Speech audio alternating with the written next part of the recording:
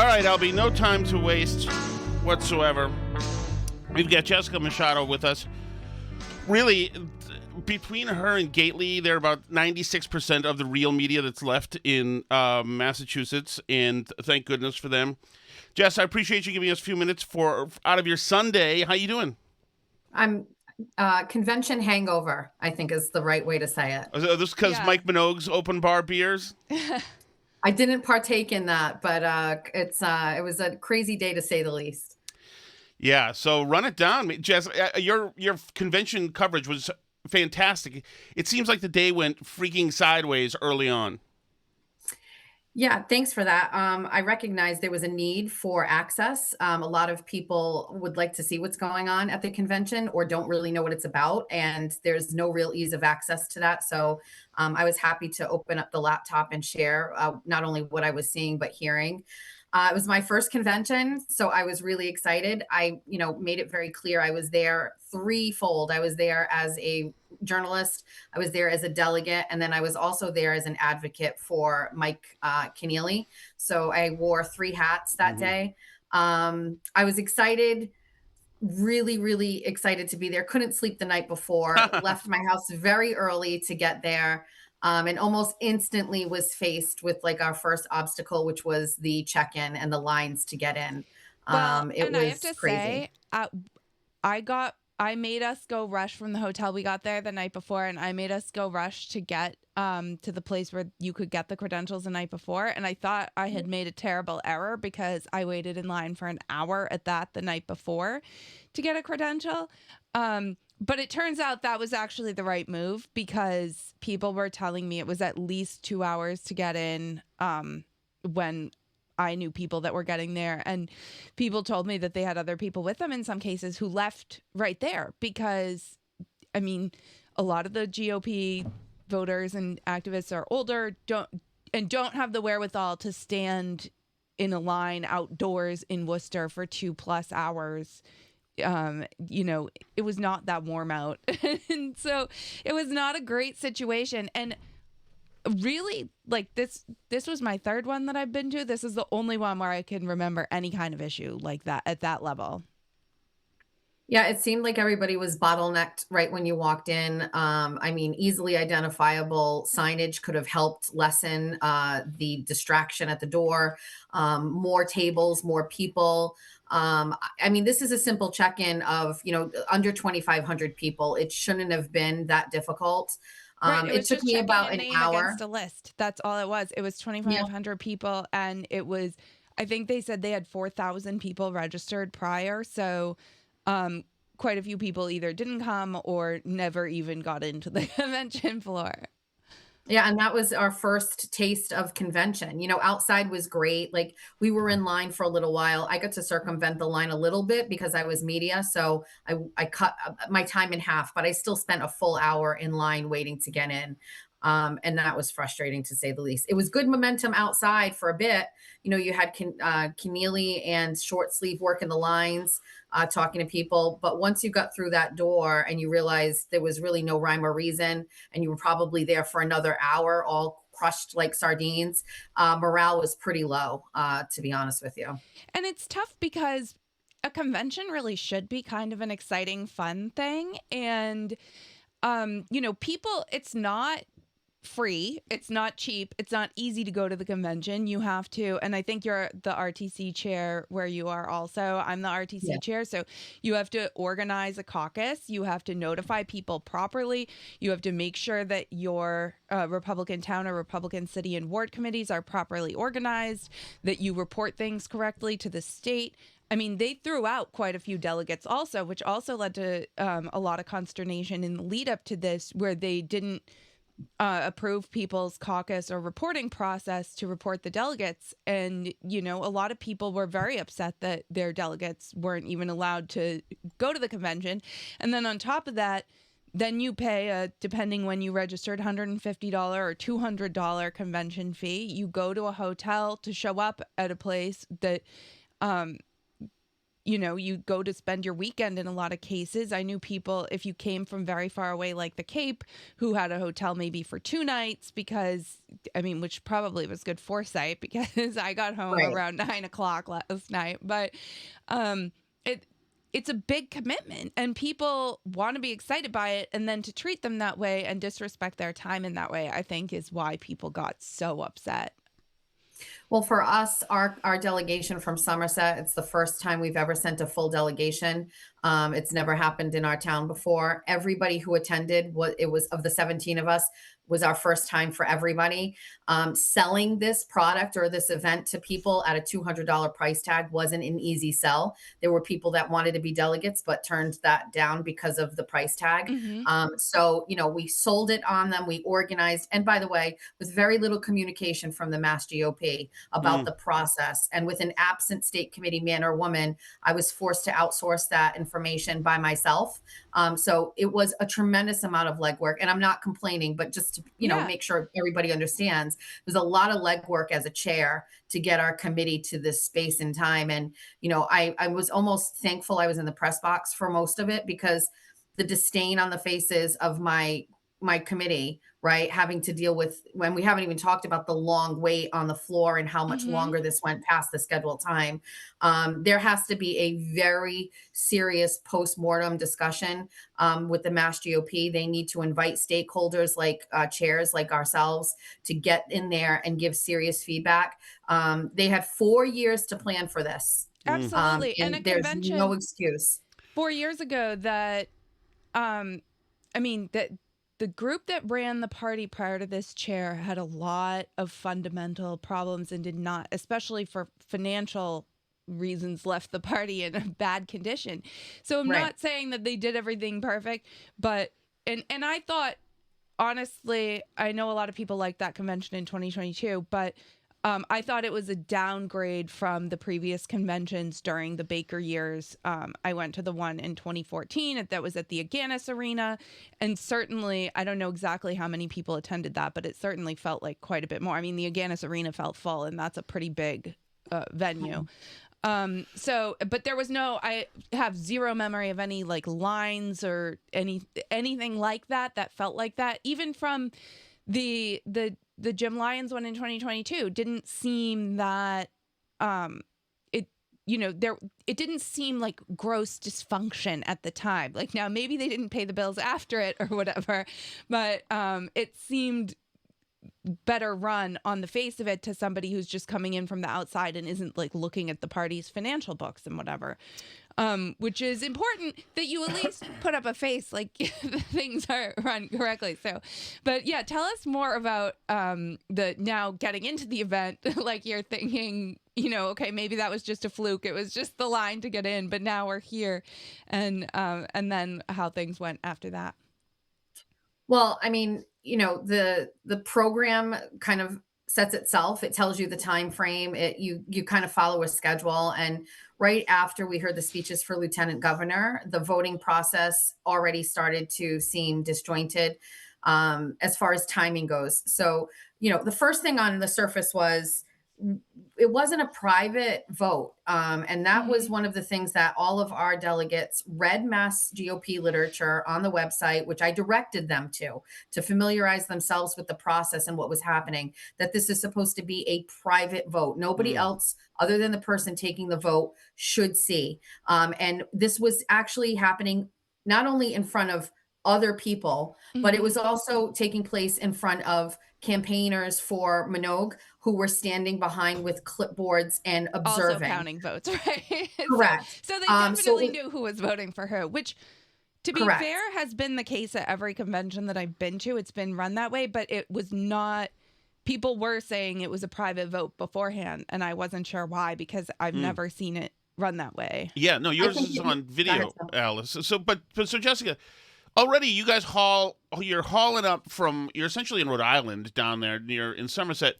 It's already a bear of a drive. People have to disturb their weekends. Kids have sports now, and you got to get into Worcester, which sucks to drive in somehow. I can't believe how bad it is. But so then to get no information like that, and then the vote, being like, I feel bad for you, because you look like the a-hole to the people you brought up there because you gave them the information the GOP gave you. I definitely felt embarrassed. I definitely felt that I looked as if I misrepresented things to them. I'll take that up with the Mass GOP, and I'll fight for a seat at the table where there's a discussion about this. I didn't even have time to make excuses. I literally was just like, I apologize. I'm sorry. Let's do the best we can while we're here. And honestly, I'm furious about the whole thing. I'll give the Lions administration credit, hearing Alice bring that up. It's not the first time I heard it, that the last, convention was better, well run. And you're right. They ran the party into the ground financially, but they got a good convention. We deserve both.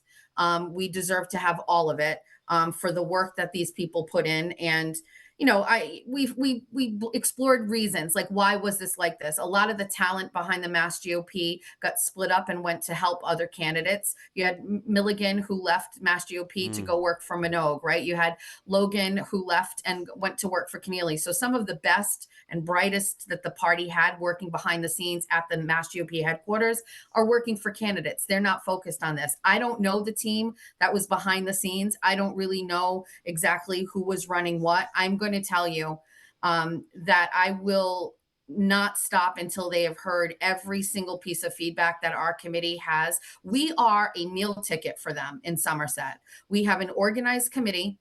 We run elections. We elect Republicans. We meet every month. We won longtime Democratic seats back to Republican after 24 years. We have fulfilled our obligations, and they let us down tremendously. And it is not going to take much to disenfranchise this group of people to say, you know what, we'll just stay focused on ourselves. Forget the Mass GOP. We're going to work on our own. And so they're going to have to listen, unfortunately, because it was a disaster. Yeah, their communication sucks, by the way. They had like 4 tweets since the convention day. I've covered the national GOP conventions, and I've been to a couple of Super Bowls, and they all have you download apps before you go, and all the updated information, change of breakout rooms and settings and dinner things. Oh, you're constantly getting communication. Was there an app? Was there any communication? There was zero, and their website Nothing. was a disaster and not even mobile friendly at all. So, I mean, whatever. And some of that too, I think, it is financial limitations. It just is. Like, that's the reality, is that the Massachusetts Republican Party has not really been able to raise money at all since Mass Victory went away and Charlie Baker went away. Like, that's just the reality, is that the fundraising has dried up and there's no money. So is part of it that? Like, probably that's part of it. But, there's also a disrespect of people's time. And, again, it's not really complaining. It's just saying, like, people believe in this and want to believe in it and are working hard to get committees there and do this stuff. And it's frustrating. And then what was frustrating was, so as Jessica mentioned, when things started to go south was really after the lieutenant governor candidates spoke. And we had really 3 great gubernatorial candidates and 3 great lieutenant governor candidates. I thought all 6 of them would be great. I thought they were all awesome. I had a really, really hard time making a decision for the governor's race. I didn't go in with like a specific one chosen. And, you made your decision on the floor? I did. Really? And I went in thinking probably Keneally, because I really like Ann Manning Martin, and I split my ticket. I voted for Ann Manning Martin, but then I voted for Minogue. At the end of the day, I just felt like the enthusiasm was not quite there for Keneally in the same way. And I really like him, and I think he's awesome, and I think he would also be great.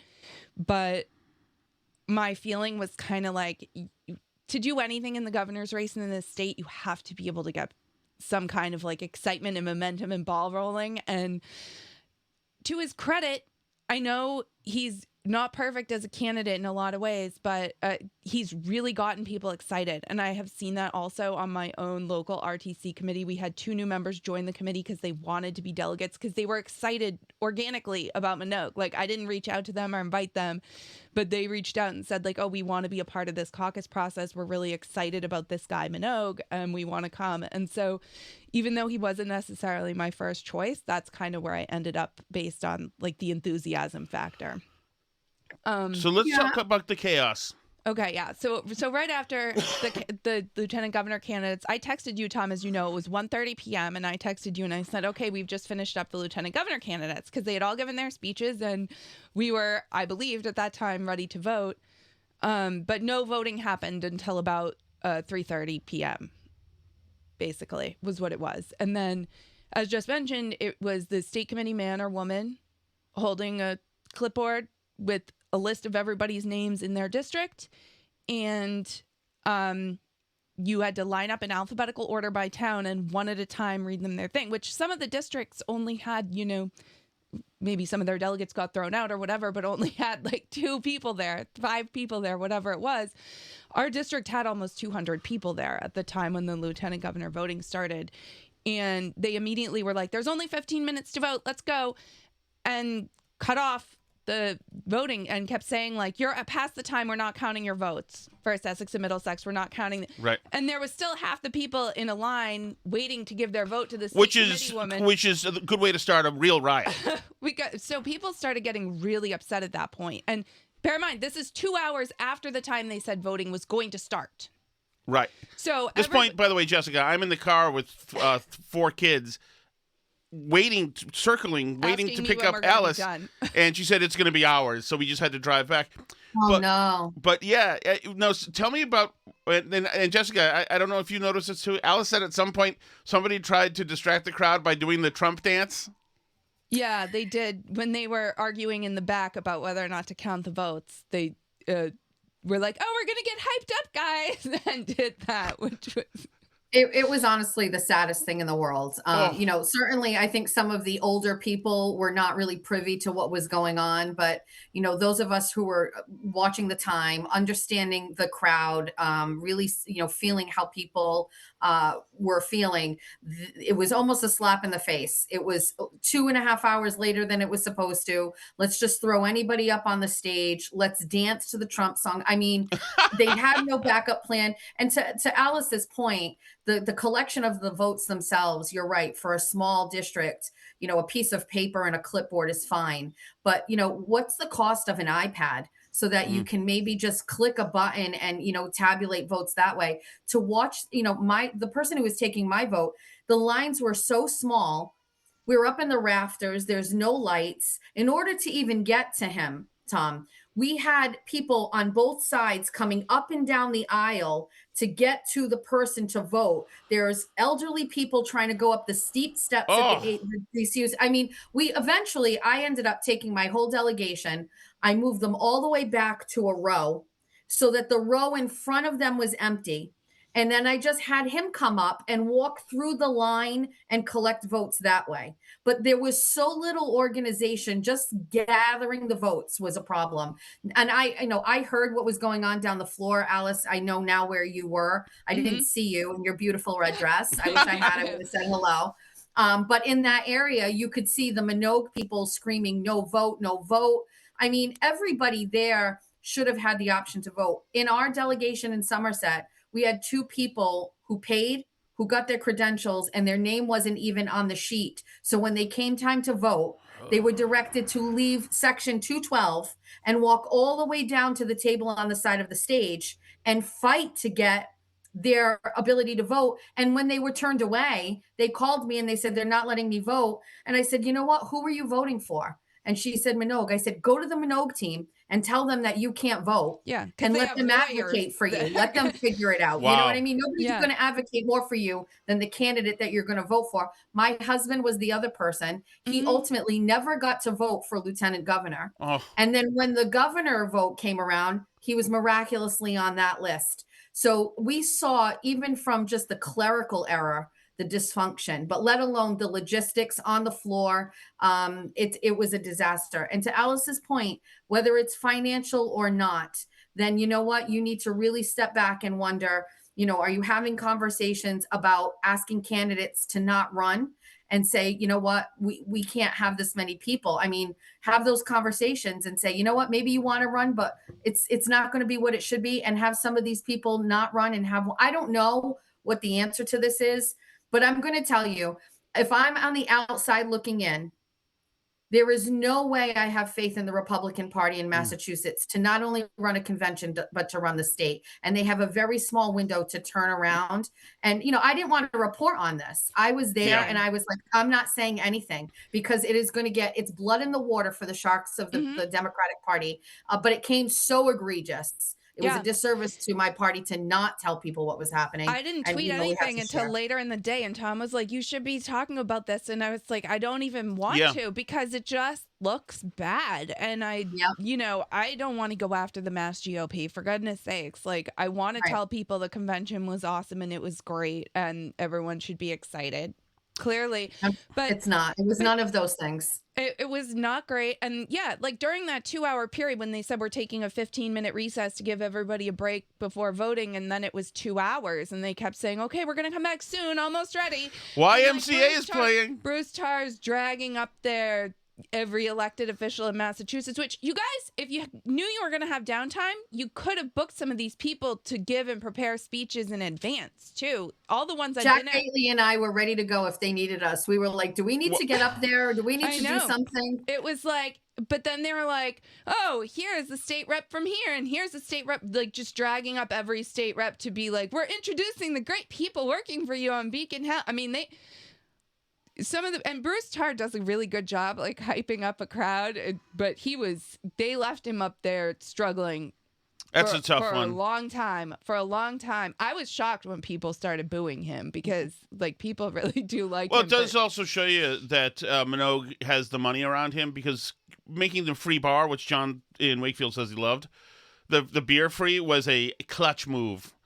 Oh, yeah. It would have. Tom Shattuck would very much have appreciated that, and I would have been for a free beer. in protective custody by 8 o'clock. But it's still, it's just a mess. But without you and Jack Gately, Jess, there would have been no information that like the fire festival was happening, inside the DCU Center. It was just like awful. And of course, the bitchy traditional media around New England sniping at you guys because you're not affiliated with some corporate hedge fund out of New York. It's like, God. Yeah, I woke up to that Sue O'Connell, tweet this morning saying, it'd be beneficial for me to share with everybody that I'm not only a journalist there, but I'm affiliated with the party and a delegate. And first of all, I think Turtle Boy said it the best. He said, everybody who watches Jess knows exactly where she stands about everything. Yes. Because I overshare. That's mainstream media. I like Sue. I worked with her on both Karen Reed trials. She's great. But Sue has a chip on her shoulder. She is in mainstream media. She's got the man on her back. She can't really do what she wants to do. And, unfortunately for people like me and Aiden, we're actually making a living off of this. Yeah. And with no restrictions. And I think she's pretty bitter about that.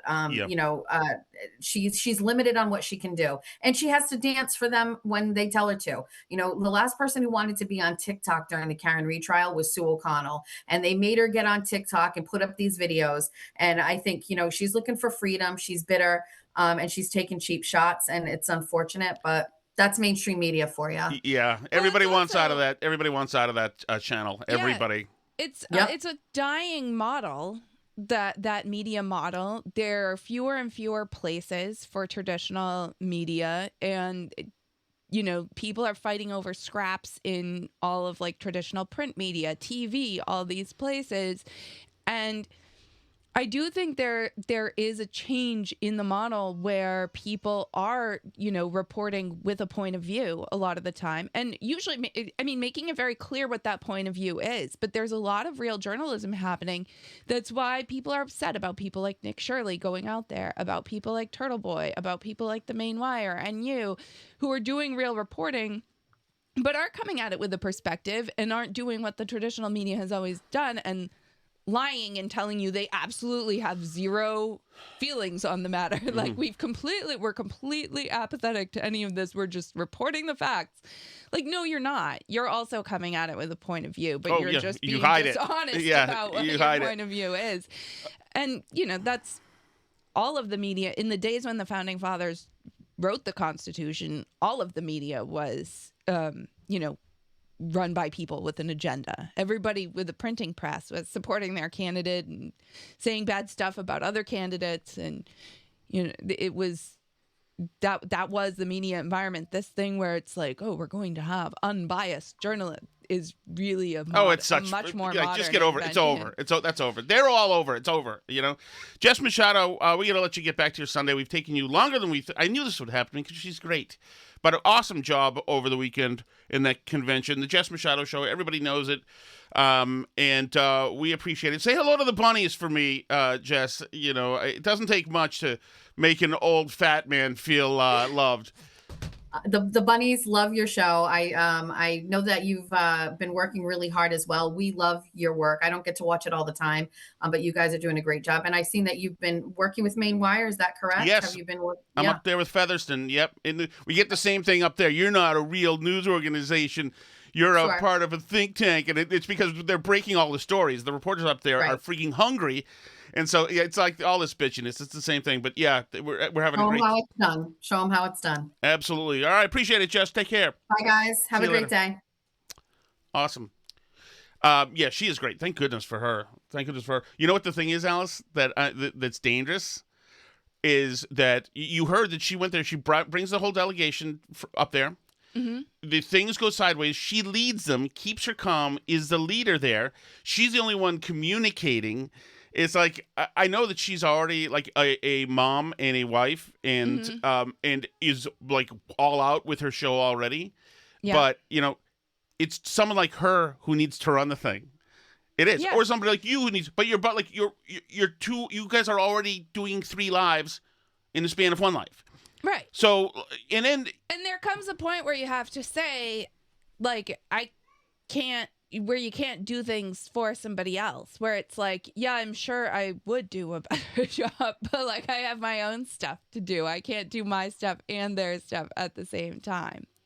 I've got some bunnies saying I could drown in Tom's eyes. They're beautiful. You see? So true. You better fight for your property, Alice. I know. You've got competition, Blondie. You looked great in that dress. You really did. Actual me in the dress, or the AI version of me that you created fake? I only made Alice took a selfie in there. I wanted a full picture of you because you look beautiful in the dress, and I don't see you in dress as much. But I wanted to use that to try to promote the Patreon. Just in case somebody was day drinking and assumed that they got the lady in the dress if they apply for Patreon. They don't. They don't, do they? No. Okay. At least the lower tier doesn't. No. Okay. You just spend a lot on Patreon. Yeah. Okay. So, but she wasn't sending me one because I don't think she could get one of herself that's full, whatever. Anyway, so then I just AI'd it and came out nice. I am not to be disturbed for our going forward, Alice, with this stuff. All right, we got to get to the shooting or the attempted assassination, attempt to take. I told James to grab his bro. The attempt to murder the media, because that's what I heard. It was a horrific attack on the media yesterday. I've got a couple of let me play just a couple of tweet compilations that I put together. It's amazing, these people.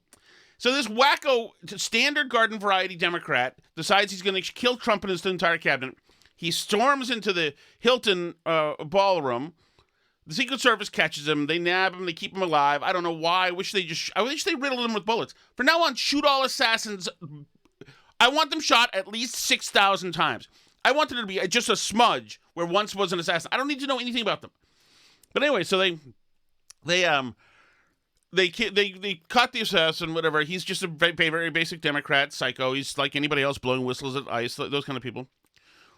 But the media immediately, because this is their event, of course. This is an event, by the way. Nerd prom. This is Nerd Prom. And the media immediately makes it about themselves. And they waited no time. And I was watching CNN last night live, And I just like, this is TV quality because I just started to roll on the TV and put a couple of things together. But it is amazing their inability to not talk about themselves. It's just amazing. But they can't. They can't just not talk about it's always got to be about themselves. And let me find this that I put together yesterday. Just 1 hour ago. Tom Shattuck. I tweeted this out yesterday, did I not? Yes, you did. Was that yesterday or was that? It was yesterday. It was last night. Last night. Okay, here we go. Get ready. This is the media talking about themselves and the coverage that they pulled off. Something went wrong. Okay.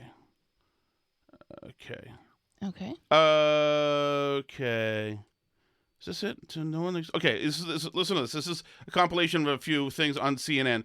Just some of the coverage.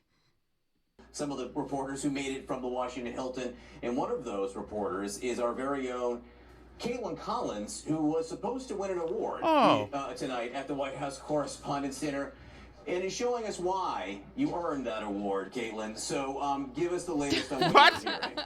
I mean, John, it's been this huge scramble to even assemble in this room. It's only about half. Are we hearing this through our headphones or through? Are you playing? The president is expected to. We're hearing it. It's because it's recording the TV. It's recording the TV. That's why it sounds like that. It's across the room. So they've got Caitlin Collins in her ball gown, and they're patting themselves in the back because they're out in their ball gown. Here's these reporters doing their job still. My Oscar. Yeah, you're in a ball gown because you were having a ceremony for how awesome you all are at journalism, giving each other awards, and so you've gone above and beyond for covering a shooting. This is why you have the award, because you cover the shootings. Because you do journalism. And you're awesome at it, right? This is why you get an Oscar, Caitlin Collins. Make an appearance here, but that's because all of the reporters pretty much who were inside this room were. I said to myself, I wonder if, I was a target or whatever, and thank God I was not shot. I was just thrown to the ground and protected. By the way, not only was he not shot, nobody had any interest in shooting him. The man was running to kill the people that you've inspired them to kill. They were running to kill Trump and his cabinet. Right, imagine thinking that. Imagine being in a room with the president, the secretary of state, and the vice president and all these cabinet officials, and thinking that when somebody runs in there after you. Yes, they must be coming for me because I'm holding truth to power. Like, they are so, it is crazy that they're so delusional because obviously, like, we follow the news and we know who Wolf Blitzer is, but if you did like a Jay Leno jaywalking man on the street bit asking people who any of these people are, nobody would know who any of them are. No. They know who Donald Trump is, maybe JD Vance. Maybe. They know the fat meme version of JD Vance. No, our kids were like, who can take JD Vance? Like, our little ones are like, who can take JD Vance seriously when he looks like that? And I was like, he doesn't really look like that. But that's like what they're aware of from JD Vance from the internet. But let me get back to the wolf. But yeah, like, no, imagine being Wolf Blitzer and thinking anybody cares whether you're alive or dead. He must be coming for me. I was not shot. I was just thrown to the ground and protected to make sure that there were no gunshots aimed at me. And I think it's important to remember that the people in that room, we know so many of them. They're also human. And sorry, I imagine that while they want to show up for press freedom and we don't know what the motive of this shooter was, I imagine some of them are also really scared and traumatized. And I think it's the press. What are you talking about? This is not about you talking to your analyst about your emotion. What are you all doing? Your specific job. You think firefighters sit around? Oh my goodness, guys, there's a fire next door. What should we? This is supposed to be our banquet night, but should we? What? They just go do it. Oh my god, it was up when we were in there, and there was fire, and there's smoke, and it's like, shut up. There were guys. I think Andy Rooney, like, followed the troops on D-Day on Omaha Beach and, like, said zilch about it for his career. Like, nobody, like, it's just what you don't talk about you. And this whole thing of Jim Acosta almost got in a fist fight, apparently.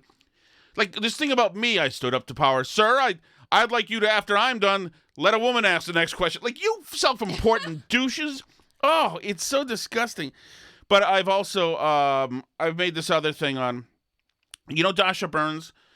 She's the sharp-haired blonde one. She's very pretty. I think she was from GBH at one point. No, I don't know what she is. All I know is she's blonde and pretty, and she's like, just you would think, she probably went to Columbia, and she's very much adequately stupid. And she does one of these things where she's looking right at the camera. She is pretty, so I don't mind that.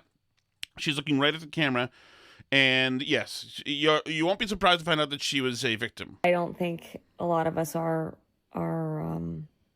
mentally and emotionally okay. I'll be honest, I'm not. Well, first of all, why are you telling us this? I'm not feeling good, everybody. I'm uncomfortable. But if you're not emotionally okay, first of all, I saw a lot of people in video last night who were emotionally just fine and drinking wine and taking a lot of it home. Yeah, did you see that photographer who was taking photos with the drink in his hand, like under the camera, kind of? He still really? had his drink. I got no problem with that. Yeah. I would have got 18 bottles of champagne. Trying to figure out what I can say, what to think about the fact that this is the second time.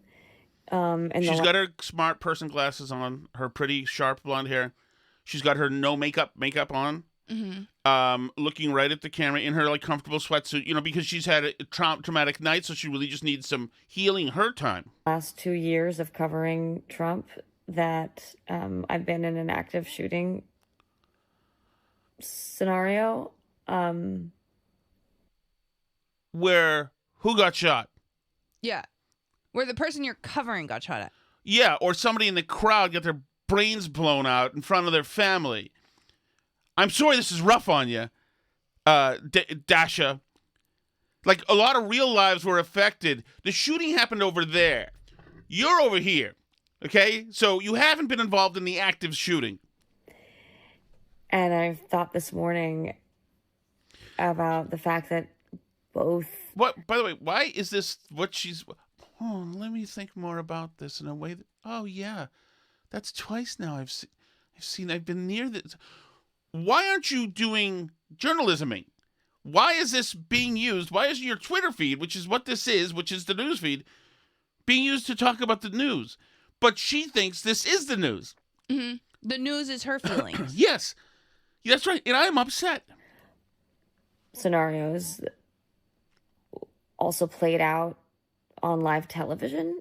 And there's probably something eloquent to be said about that and what it says about modern day American violence. I don't have those words just yet. Oh, good. So you give us the shit, and when you get the good stuff, you save that for on camera. But by the way, I think even by this time, we knew that it wasn't just modern American violence. It was a specific... All the sides have this problem. That's right. There's no way to know. There's no way to know what was in the shooter's head. Butler, Pennsylvania, 2024, the assassination attempt on the president there.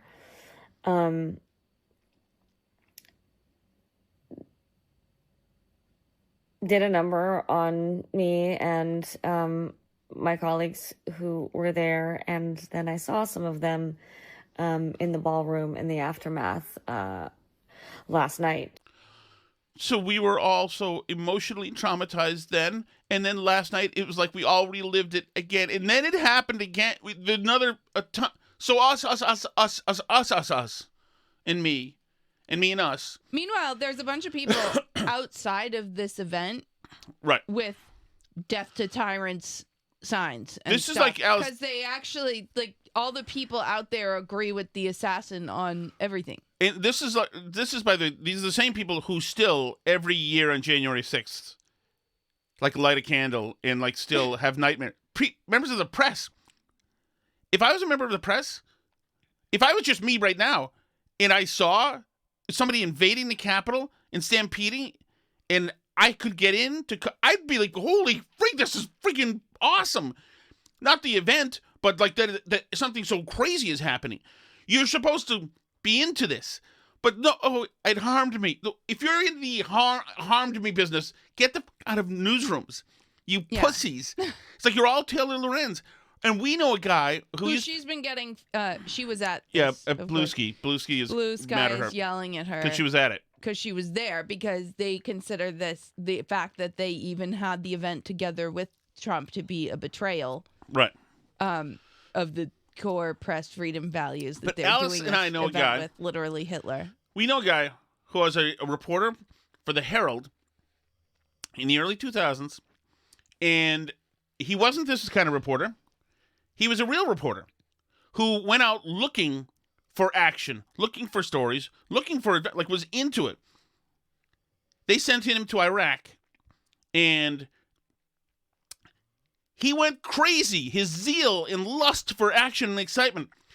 He enjoyed it so much there that he got in trouble for bringing back a whole bunch of swords and armor from Saddam's castle, one of his palaces. Mm-hmm. It's like, it's amazing.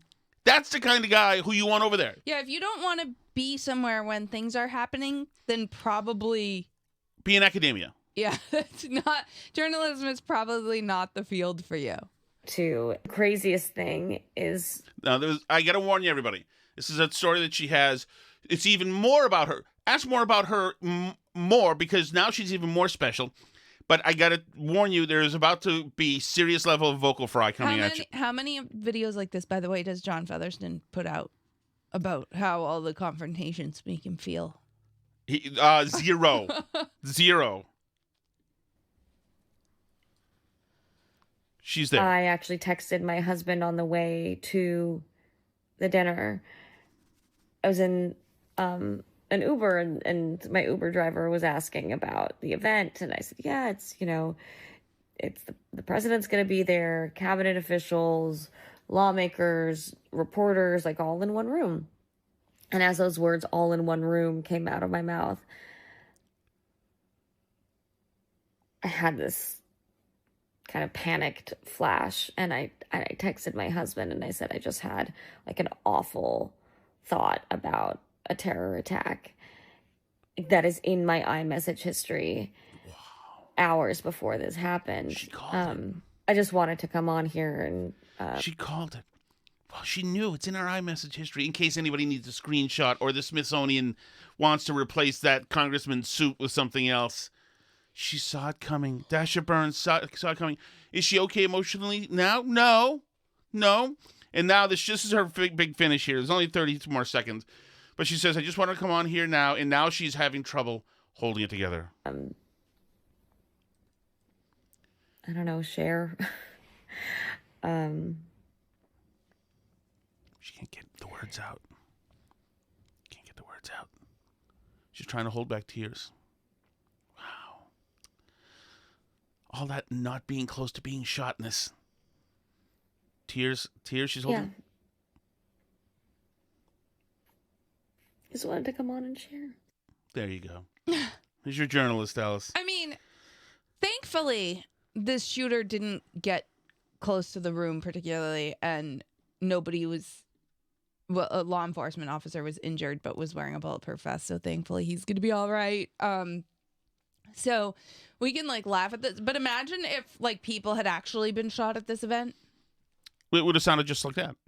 Like, I mean, but I guess it's clearly good that happened. I do think it's interesting, though, because I don't think it necessarily takes a genius to see that if you have that many important people in one room, the security had better be, like, elite level.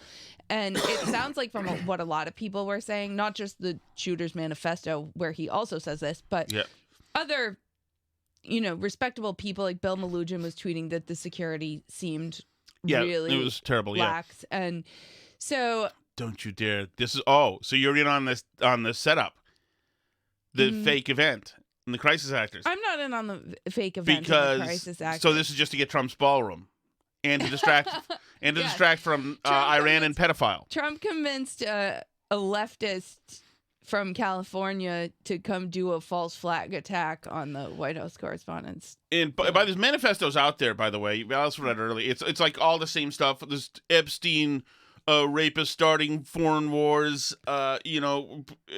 All they're all rapists and putting kids in cages and doing it. It's all the stuff that the media says all the time about him. That this guy had. He's just a very standard Democrat, the attacker. But there was I don't have this queued up exactly because we were on with Jessica, but there was the question of the year in response to this was asked by George Stephanopoulos today on This Week. Normalize some of this hatred. It's coming after this. Loss of trust in institutions. We don't know really the intent of the so-called shooter, but we do know that. It's Donna Brazil today. We don't know the intent of the shooter. Of the so-called shooter. Of the so-called shooter. That's right. We don't know the intent of the so-called shooter. Maybe that's what we'll call this. We don't know the intent of the so-called shooter, but wait till the follow-up from Stephanopoulos. Yes, is that right now we're faced with a crisis. Maybe it's mental health. Maybe it's a lack of community. Maybe it's social isolation. We don't know until we hear more about this guy and his motives, but I can tell you this, as someone who've attended plenty of those dinners over the years, I've always felt safe in that room. Why? Because there's a perimeter that extends up and down Connecticut Avenue, across Florida Avenue, all the way into 4 or 5 different communities. Everyone knows you have to walk to that dinner. And to think that somebody could get into that hotel and cause that much... Now it's coming. It's worth it. Believe me, the Stephanopoulos question is worth it. Damage. It's scary. Is this an opportunity for the president to strike a different tone? There you go. There you go. That's it. Will the president now sign it? Strike a different tone. Oh, okay. What? Wait. Yeah. Once again, they were coming for him and his people. Wait a second. Is this an opportunity for the president to strike a different tone? Maybe it's the opportunity for the people, including Stephanopoulos, who want him to get shot. Yes, who are saying the messaging that the shooter heard, listened, and then wrote about as his motivation. Maybe it's time for them to change the tone. Freaking amazing. Amazing. I think we have to do the chat, bro. Okay. And then, by the way, this is just a one-time thing. Alice joining us. She claims I hoodwinked her into doing it. I claim that she volunteered because she said she did miss talking about the conference. But anyway, she's got to do mom stuff today, which I wish I could do with you too, but I guess we can't. What am I doing? So he wrote, I want to read a little of his manifesto as you look for the chat over there. But this is the tone that he wrote the manifesto in, which tells you how far we've fallen as a society. He goes, "Hello, everybody. So I may have given a lot of people a surprise today." This is what he wrote to his family. So far, normal Democrat. Okay. "I apologize to my parents for saying I had an interview without specifying it was for Most Wanted." So I assume when he says I had an interview, he means his parents have been on him to get a real job. Yes. That's his way of saying they're assholes, He said he wanted to carry out the attack because he didn't want the crimes of the administration to coat his hands. He intended to target administration officials prioritized from highest ranking to lowest, not including Mr. Patel. So for some reason, he likes Kash Patel, I guess. Maybe he thinks he's somebody else. As a half-black, half-white person, you shouldn't be the one doing this, he wrote as a hypothetical objection, and wrote, "I don't see anyone else picking up the slack. Turning the other cheek is for when you yourself are oppressed." But he says that, if you stand by when you're not the victim of the hardship, when you're not the victim of the oppression yourself, then you're complicit in the oppression. It was P.S. Okay, now that all the sappy stuff is done, what the hell is the Secret Service doing? No damn security, not in transport, not in the hotel, not in the event. And he used all the time. If I were an Iranian agent, not an American citizen. Yeah, he's an idiot. And I know that he has a degree from Caltech and stuff. So apparently he's not a total idiot. There's also footage of an ABC special that talked about him on it. There's a little piece of it. Allen developed a prototype for a wheelchair emergency brake. The wheelchair brakes tend to lock the wheels, but don't actually lock the chair to the ground. The idea with this is to prevent it from moving at all. So he invented that stuff. He went to Caltech, and it does seem kind of like a high school science fair project. Sure, but then it got to him. Then Democrat messaging and getting into academia and the echo chambers and the global warming fears and the anxiety and the SSRIs and all the freaking, I don't know, incel activity, God knows what it is, got to him and made him a psycho. And I did read an interesting thing that somebody was saying that this is like the Dunning-Kruger assassin, basically saying. So the Dunning-Kruger effect is when you are smart in one area, so you think you understand other areas, even though you don't. I know some of those. Yeah. So, like, maybe he's smart for mechanical engineering and computer science that he majored in. Maybe he is, maybe he isn't. I don't really know. It's like half the people up-ed Pete read us for the New York Times. Right. So like Thomas Friedman. Like, he's good. Right. At a thing, but not the stuff he writes about. I mean, so maybe he's good at those things. It's unclear if he really is good at them because he wasn't working in those fields. He was working part-time as a teacher, it's an unusual career path to have a master's in computer science and then be a part-time teacher. Yeah, it kind of points to... You have something, yeah. Yeah, maybe something was not right otherwise. But in any case, obviously not a complete moron if you're able to get a mechanical engineering degree from Caltech. So, you probably at least think you're pretty smart, good at your field, whatever. And then you have all these other like academics telling you that Trump is literally a fascist dictator and all this stuff. And you don't realize that you're an idiot and you don't know anything about politics or understand anything about politics. And so you believe a bunch of really stupid stuff in a field that you're not familiar with at all. Well, right. Most likely the other people who who are credentialed are crazy leftist communists too. Right. And so it is, and you're believing people who are fundamentally bad actors in a lot of cases. A lot of people on the left are literally lying to you about a lot of things that they say happened. Among others, like the Southern Poverty Law Center. Like, we didn't even talk about any of that. I don't know if you did on your shows over the week, but... Oh, we're not doing a Patreon today. No, we're not. Yeah, we're just extending the show because we had Jess on and that's... Yeah, we'll go a little long, but but the Southern Poverty Law Center stuff, like, is the same thing as everybody acted like they were some experts in something, not realizing that they're just a bunch more political hacks. They're literally lying to you. Yeah. And they're not honest actors, but people who should be smart take them seriously as a thing because they're smart in other fields, There are people who are like good at science or something and think like, well, the Southern Poverty Law Center sounds official. And then they just believe what they come out with and think that they know something about something, but they really don't.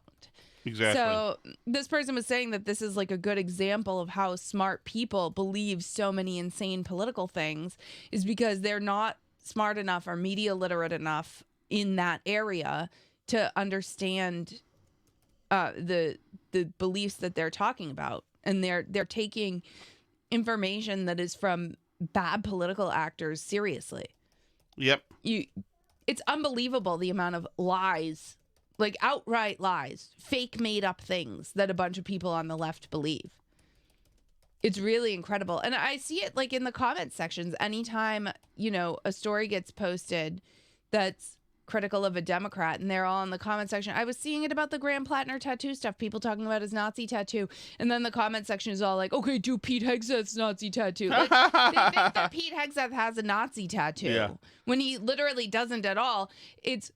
But they believe a bunch of stuff that's been told to them by supposed experts, and so they think that they understand things that they don't know anything about. And a lot of them are smart people, but that's the whole Dunning-Kruger effect thing, is that you're more susceptible to that if you are smart in your field. You're more susceptible to thinking that you understand things in other fields that you don't understand, actually. All right. I had to write the show description. Nice. Okay. So do you want to do Shattuck, or do you want to talk about our last piece of business? What's our last piece of business? The Hampton Inn Worcester, Massachusetts. Oh. That was crazy. That was crazy. Yeah. The more I think about it, the more insane Same here. Same here. It's like, is this really happening? Yeah. So this is going to be resolved at some point. So Alice and I, we get 2 adjoining rooms because she's going to the convention. So Friday night, we check into the Hampton Inn. We've stayed at a few Hampton Inns around the country, and we generally like them. There's not much there, but there's a pool generally, when the kids love that. So we get to our room and take it from there, Alice. We get 2 adjoining rooms. It's bedtime. The kids have been to the pool. Yeah, we at bedtime we took them to the pool. Kids went to bed. We have the 2 adjoining rooms. So the kids are sleeping in one room where they're watching their like kids TV stuff, and we're winding down in the next room. We have the doors open between the rooms so that everybody can easily pass back and forth. Yep. There's no. Sometimes our kids will want to sleep with mom or sleep in their own bed, like whatever. They go back and forth. Right. They're always moving. So, we had the baby woke up. I mean, baby, he's like 2 now, whatever. But he woke up twice in the night. It's an unfamiliar environment. So he cried a couple times, once around like 3 a.m. And then once around like 5 a.m., he knocked over my coffee and got upset. So because I was up with him from 3 a.m. then because he didn't really do it. At one point, I went out and walked the dog in the middle of the night. She wanted to go out. So that's fine. So early in the morning, our son says to me that he got a spam call in the hotel room. And I said, like, you don't really get spam calls in hotel rooms. It's probably the front desk calling for something. But I just figured if they needed something, they would like call our room too, and I could talk to them. So a little while later, I get a call on our room phone. And the person says, oh, are you the parents of the people who are in the room that they're in? And I was like, yeah. And they were like, so you're not with them? And I was like, well, the rooms are connected. They identify themselves as a front desk. Yes. They said they're the front desk. And they said, but you're not with them. And I said, well, I mean, we're in 2 adjoining rooms and I've been back and forth between them all night. And they said, the room below you has been complaining about the noise that the kids are making, and the kids are in there unsupervised. And I was like, what do you mean they're in there unsupervised? We have 2 adjoining rooms and the doors are open between the rooms. I've been back and forth between them all night. And she goes, well, I went in there in the middle of the night and there was no parent there. So at this point, I was like, what do you mean you went in there? Like, why were you in our hotel room in the middle of the night? That's really weird. And she's like, well, the person below you has been complaining that they haven't been able to sleep all night, that there's all kinds of stomping and noise. And when they said. Stomping. And when we went in there was no parent in there. And so I'm thinking, my guess is this probably happened when I went to take the dog out, because I think I would have heard them if I had been awake in there. And when somebody, gets you, at first you're back on your heels a little bit.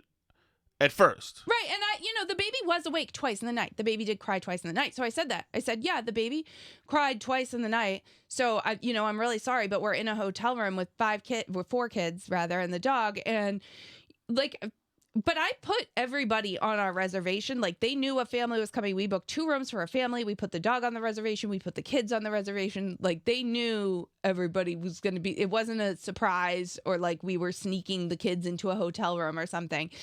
And it wasn't like we left them alone in a hotel room on the other side of the building or something. We were there the entire time. And so I said, maybe the baby cried and I'm sorry about that, but like, it's a baby. I'm doing my best to keep them quiet and entertained. I've been up since 3 myself here and I didn't hear you come in. So maybe it was when I was out with the dog. I asked my son about it. He said that she asked him where the parents were and he pointed to the door between the rooms and said they're right in there, and that she didn't do anything with that information. Right. So anyway, at this point, I'm like kind of annoyed that she came into our hotel room in the middle of the night and was talking with our kids and like doing that. But I said, I'm sorry that the baby made noise. I'm doing my best, but like, there hasn't been any like stomping. I don't think they're being very loud, but I'll mention to them to make sure to keep it down. At this point, they're not doing anything. No, there's they're nothing unconscious happening. At this Yeah, point. they were asleep. Yes. So I assumed that this lady woke them up when she came in there in the middle of the night. Yeah, but they were not doing anything. They were asleep in their room. And if there was a TV on, it was not on loud at all. But there was no complaint about a TV being on. No, it wasn't really a complaint about a baby crying or a TV. It was about people stomping. Which and nobody by the way, is doing. Neither, like one kid weighs like 30 pounds, one's like 50 pounds, and they also weren't stomping. Over 100 pounds. They also weren't stomping. So that was fascinating. But anyway. So now hold on. There's one thing that you forgot that they said. They said that the complainant had wanted to come up. Oh yeah, they said, okay, I'm sorry, I know you're doing your best, but I'm just trying to keep them from coming up there. complainant. Which was a bizarre thing to say. Right. Because I was like, why would the complainant come up there? Like, that's strange. Yeah. Now, in a hotel, usually at the front desk, if you have somebody who keeps bitching about room noise, then you'd room change them. You just room change them. Like, for instance, if there's crying babies, you wouldn't call the parents and say, keep your kid quiet. You would, first of all, you'd try to make sure you don't put anybody near babies, but you would never call that. It's not a noise complaint. A noise complaint is partying, and that's not what's happening here. So you would move the complainant and upgrade them, or give them a discount, or free breakfast, whatever you do. That's what you do, because you realize, and some people are psychos. Some people also want to just try to get a free room, so they'll start with the noise complaints, and whatever. So either way, the person below us was obviously the problem. So then I'm sitting here. Hold on, the phone rings again. And this time I answer it. This in our room, and it's a guy. He says, "Yeah, hi, is this the Shattucks?" And I said, "Yeah." And he said, "You should know that we've just gotten another noise complaint, and we'll be getting noise complaints all night because your kids in the next room are making noise, like stomping." And I said, "The kids, they're asleep. They're not even doing anything." He said, "I gotta tell you that it's my job to tell you." And then he said, "And by the way, are they alone in there?" Like accusatory. Mm-hmm. And then that's when in my mind I was going, okay, I'm going fucking motherfucker on this guy in person. If he says one more thing, by now I know I'm already thinking, okay, this is going to corporate. But he says, and I said, it's in a adjoining room. They're right there. They're right next to us. He said, okay, there's nobody in there with them, or do you? And I said, we're in one room, they're in another room. They're not making any. It's adjoining rooms, so there's a hole in the wall that everybody can walk right through. And he said, "Oh, I have to pass it on. I have to pass it on. That we're getting this. I know that. I don't want to. It's my job as a manager to pass it on." And I started to get more stern. The more I started to get more stern with him, the more I could hear him cracking. It's starting to get more meek, because I'm starting to build a head of steam, so to speak. But then he says, "Okay, thank you," and hangs up. And now me and Alice are Ripley. I take 2 kids down to the pool. We text about it, and then Alice gets another call. Yeah, so at this point, the baby having been up since 3, and I put him, he's now fallen asleep again. It's the morning. I'm getting a little work done. Our other older teenage son is sleeping because that's what they do. So Tom's at the pool with the other 2 kids. There's 2 sleeping kids, a sleeping dog, and me working on my computer. And the phone rings again, and I pick up. And this time it's an older woman on the phone, and she goes, "Are you the parent of the kids in room 323? And I said, "Yes, I am." And she goes, "I'm the person who's under their room, and they have been stomping all night." And I said, "Excuse me? They haven't been stomping at all." She goes, "They're stomping right now." Can you imagine? And I said, "There is no one even awake in these rooms. You are calling my room, waking up my baby who was up in the middle of the night. This is the woman below us. You are calling my room directly and bothering me." And I said, "You have been sending the front desk up here all night to wake up our children in person, calling our room repeatedly, telling us about noise complaints that don't exist." I said, "Everybody in these rooms is asleep. I don't know what you're hearing, but it is not coming from our room. Everyone in here is asleep, not moving. No one's even walking around the floor right now. So there's no noise happening in here. And you have been harassing our family through the middle of the night, all night via the front desk, and now personally. And if this continues, then I'm going to be filing a police report for harassment, because I can't believe that you are doing this and continuing to bother us when we are doing absolutely nothing wrong." And I said, "We paid for a room the same as you." And at that point, she hung up on me after I said I was going to call the police. But then I called back the front desk, and I said, "The person in the room below us just called us. And I told her that I'm going to be filing a police report if she doesn't stop harassing us, because it's harassment." And it is. And at this point, the front desk starts to get really apologetic. "Our phone system isn't supposed to do that. We don't understand what happened." Yeah. On and on. She goes, "Our phone system," what it was, I bet, is that they said, "Patch me through this room." Yeah. And the front desk put was like, the person through. Yeah. They're like, "We're investigating. Our switchboard shouldn't work like that," etc. And I'm going, we paid for a room the same as that. As a matter of fact, we paid for 2 rooms, and they're in 1 room. So, but I put every single person on the reservation. We've done nothing wrong. You came into our room where our kids are sleeping in the middle of the night. You know that the reservation is booked for 2 rooms. You can see that in your computer, presumably. So you easily knew where we were. You didn't do that. You've been repeatedly bothering us all night and all morning, and now you're letting this random person harass us. It's completely inappropriate that she called our room. Completely. And they're getting super apologetic. But it's not enough, frankly.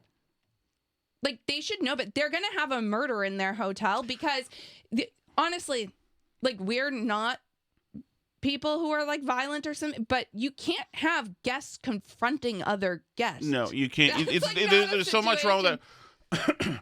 At the very least, we're going to rightfully speak to the right people about this. But this is not if you're going that other person, I mean, first of all, the front desk obviously handled it completely wrong, start to finish. Yeah, and I walked past the guy a couple times at the front desk, and believe me, I don't tell stories about me being a tough guy very often because I'm not. I'm very rarely, but I was ready to go. I was ready to go and effing explode. Like, Alice has seen me explode a couple of times, maybe twice. But what kind of privileged existence do you have to live where you think you're going to start an altercation with somebody over noise in a hotel? Like, you don't know who's in that other room. Right.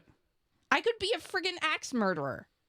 Well, it and wouldn't she's take... like calling and starting a fight with people. Half the people listening, if a stranger came up and knocked on the door to their kid's room, half the people listening right now would effing beat down that person who did that. And rightfully. Yeah, it was bizarre behavior by the front desk. It was bizarre. It's absolutely bizarre behavior by this hotel guest that they enabled.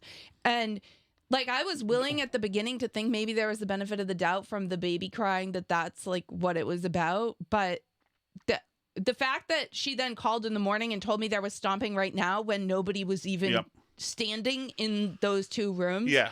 Makes me think that they're just an insane person. Well, yeah, and also there's probably it was the weekend staff at the front desk, probably somebody who said, "Oh, I see, it's guests like this," and pigeonholed us immediately, and said, "There's some trash family there with let their kids be acting animals. That's what it is." Yep, rep. And they, they went with that, and and it was a mistake, and we shall pursue justice in this situation. I can tell you that. All right, Cheswick asked if they offered you a free night, would you go back? I would say that that is I'd need to. That would not. I will say this, Dr. Cheswick.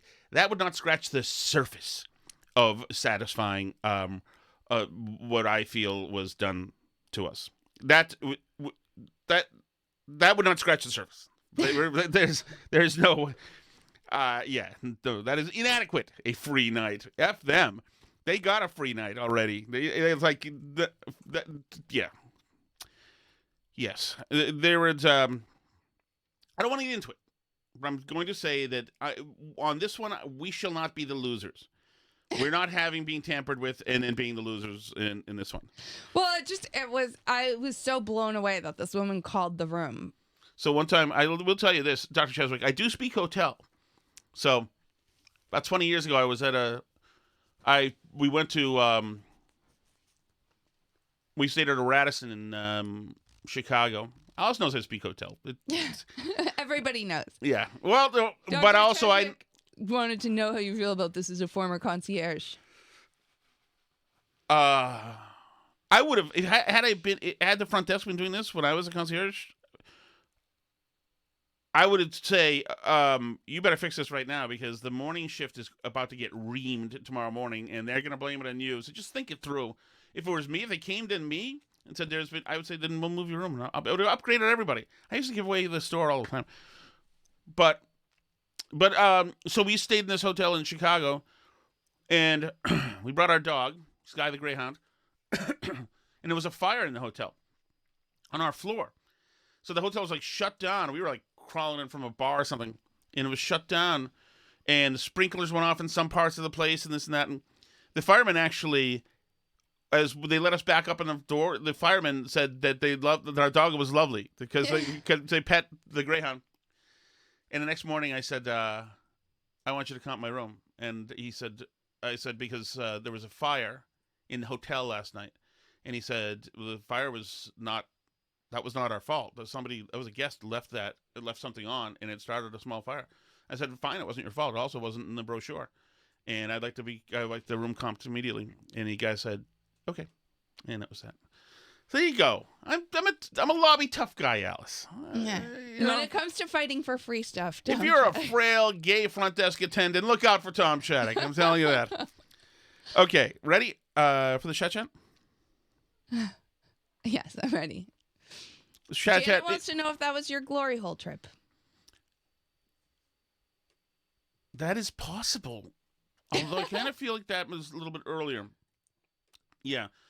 I think that this was probably around 2000. Was I with you then? This was probably around 2000. No, it wasn't. 2005, 6, or 7, probably. I think the glory hole was around 2003, because I was dating a girl who worked at a restaurant, and she had all sorts of gay friends, and we all went to this won't surprise anybody. We went to a concert in Boys Town. Guess what Boys Town is known for? Guys loving other guys. Exactly. And I think that this place was close to Boys Town, but on the water, so it was earlier. But not a bad thought. Not a bad thought. No, this trip that we went to that time was purely straight situation. Although I did drive a Subaru there, so there you go. Tom, you are slacking, bro. How? That Molly Ringwald thing was from months ago. Is it? And you already talked about it months ago. Yeah, we did talk Really? about Molly Ringwald. What did I... Like moving out of the country and stuff, yeah. Oh, really? Yeah. Oh. You and I did that on the show. Oh, I wish I could say that was slacking. Oh, See your damn. mind going. Guy. Yeah. There is so much news and leftist insanity to talk about. Yes. That you could pull anything, okay? I don't know why I thought that was... Well, because I played another one, too, right? Wasn't there somebody else I was playing? I was in tandem. God damn. You knew it was old. No, I didn't know. Hey, you did. You did. You talked about it. No. 2 months ago, when it happened, right after ICE in Minnesota. Really? That's when she released that. Oh. Man. As I was sitting listening to it last night, I'm like, hang on, I think he already did this. Yeah, you did. Damn. Was that? You got to step up your game, kid. Yeah, that's tough. Alice, look through my stuff before. I'm alone now. If I have to do the work on the show too, I might as well do the show. I'm alone now. Cheswick. Hey, Tom. It's Allison from Ohio. Hey, Allison. Just calling to say hi and say that you've got to get Alice back. I know. You need to make her do it. While you're great. Thank you. And, wait, there's not a but coming, right? There's an and, right? She's great too. The two of you together is what makes the Burn Barrel special. Well, thank you. It is synergy. And since Alice isn't there to explain the big word, synergy means you're greater together than the sum of your parts. Ooh, thank you. So I didn't know that. You got to get her back. I know. She's got to do it like one day a week. What if I pay you, Alice? 1 day a week. You hear that? Allison said 1 day a week. Me too. Because it's a very unique podcast. And Thank you. I feel like there's a lot of husband and wives who listen to it together. I think you're right. And yeah, so you got to do it. And I feel like all of your dreams are coming true. Like the whole reason you joined radio was to be like Howie Carr. And now you're filling in for Howie Carr. And your podcast was on a roll. And it's just going to nosedive. No nosediving. 102. Nosediving, Allison. My goodness. You see that, Alice? That's why I need you. Or I need a surrogate woman here. Maybe one of the bunnies. You also said when I said I didn't think I could do it, you said you don't need me and you never asked for me on the podcast. Yeah. Well, I didn't I did ask for you at one point, I think, didn't I? You wanted to be on it. You insinuated yourself at first. Yes, you did. Myself. Yes, you did. Yes, now I think you kind of owe it to people. Ooh. We have to discuss this offline. All right. Thank you guys for listening. Thank you guys for joining. Thanks to Jess Machado for joining to talk about the disastrous convention. We will keep tabs on what's happening there, even though Tom hates to talk local politics. Well, I like the chaos. I know. You like when things are happening and people are chanting in the seats. C'est la vie.